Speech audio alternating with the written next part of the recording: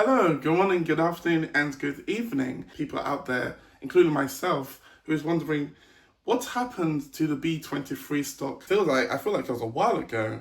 The B23 stock for the DLR has been introduced after some testing, and it has 5 fully walked through cars, and the seats, I remember they're beautiful. Being inside the trains is beautiful. Everything about it is beautiful. I have done a video where I have shared my thoughts on the B23 stock, which you can check out. The B23 stock had a braking issue in wet weather conditions. I remember seeing a B23 stock. I might have recorded this on my phone or didn't.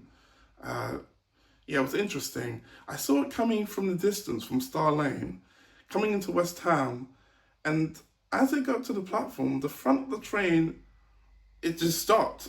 And the passengers in the train were so confused.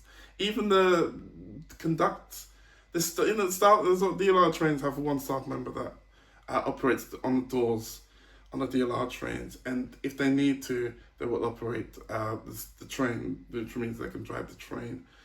And the train stopped. And I think it was kind of raining, it was a cloudy weather, and it was there for some time, probably about almost 2 minutes, and then it just moved in slowly.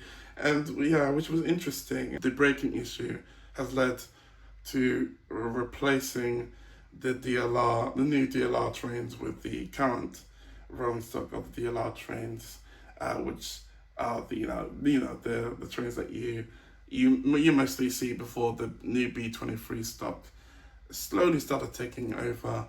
And there are plans to return in late summer 2026 this year, during August or September, and would love to have all the B23 stock trains to take over the entire DLR by the end of 2026. Subscribe if you want to see more videos, and turn on post notifications if you want to be notified of whenever I upload.